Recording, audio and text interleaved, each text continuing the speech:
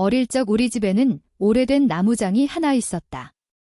그 장은 세월의 흔적이 고스란히 배어 있었고 문을 열면 묵은 냄새와 함께 온갖 잡동사니가 쏟아져 나왔다. 그 안에는 아버지의 낡은 모자, 어머니가 아끼던 자개함, 그리고 내가 어릴 적 썼던 색이 바랜 그림책까지 가족의 역사가 켜켜이 쌓여 있었다. 어느 날 나는 장을 정리하다가 한참을 멈춰 섰다. 이 많은 물건들, 도대체 누구의 것일까? 아버지의 모자는 이미 주인을 잃었고 내 그림책은 더 이상 내 손길을 필요로 하지 않는다. 장 안의 물건들은 그저 그 자리에 있을 뿐 주인이 누군지조차 모른 채 세월을 견디고 있다. 그 순간 나는 문득 인생도 이 나무장과 비슷하다는 생각이 들었다. 잠시 머물다 가는 존재들이 잠시 소유했다 떠나는 물건들. 결국 남는 것은 장 안에 남겨진 낡은 추억뿐이다. 성경 레위기에서는 땅은 영원히 내 것이라. 너희는 잠깐 머무는 존재일 뿐이다 라고 한다. 우리는 땅 위에 집을 짓고 밭을 갈고 물건을 쌓아두지만 결국 흙으로 돌아가는 존재다. 땅도 장도 그 안의 물건도 잠시 우리 곁을 스칠 뿐이다. 존재와 소유, 즉 being and having은 결국 한 공간과 시간을 잠시 공유하는 인연일 뿐이라는 생각이 든다. 우리말에는 아들이 있느냐, 집이 있느냐처럼 짓다라는 표현이 많다. 영어로는 do you have 라고 하지만 한국말의 깃다는 함께 머무는 느낌이 있다.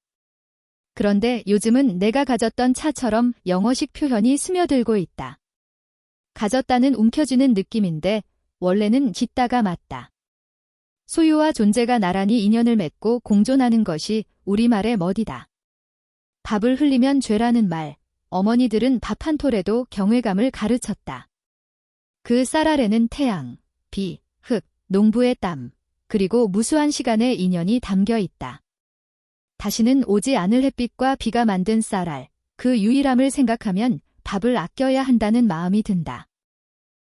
하지만 동시에 일제시대에는 밥을 조금씩 땅에 뿌리며 고시래라 했다. 대지에 감사의 표시를 한 것이다.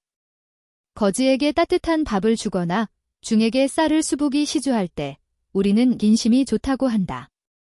주는 마음, 큰 마음이 바로 인심이다. 두 사람이 있다.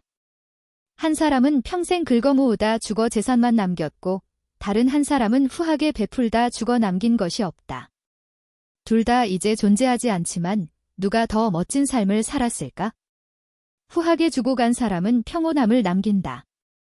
움켜쥐기만 하다 간 손은 병신이고 후하게 쓸 줄 아는 손이 살아있는 손이다. 재산을 쌓는 것은 스포츠, 후하게 쓰는 것은 예술이다.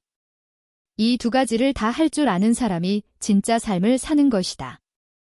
주는 것은 무엇일까?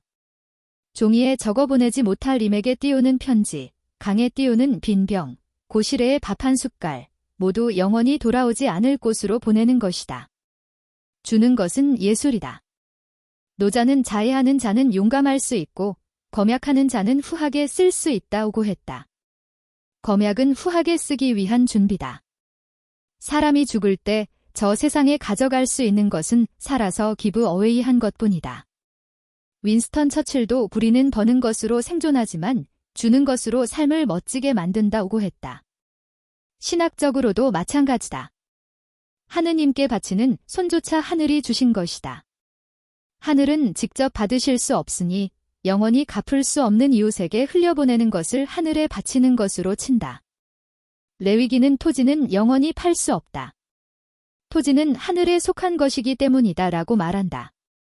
열의 하나를 떼어 하늘에 바치고 9은 후하게 쓰라고 한다. 결국 인생은 소유를 위해 있는 것이 아니라 소유가 인생을 위해 있는 것이다. 소유란 우리가 하늘을 닮아 후하게 쓰는 연습을 하라고 잠시 맡겨진 것일 뿐이다. 도겐 선사는 주는 것은 비애착 지라했다. 무엇을 주었느냐가 아니라 애착 없이 주는 그 마음이 중요하다. 동전 한 입, 이파리 한 조각, 한 줄의 가르침, 모두 같은 일이다. 노래를 바치고 시를 드리는 마음처럼 주는 마음이 바로 우리의 존재를 크게 만든다. 재단에 바치거나 갚지 못할 이웃에게 나누는 것, 모두 하늘을 닮아가는 훈련이다. 그러니 오늘도 움켜쥐지 말고 후하게, 멋지게, 예술처럼 살아보자.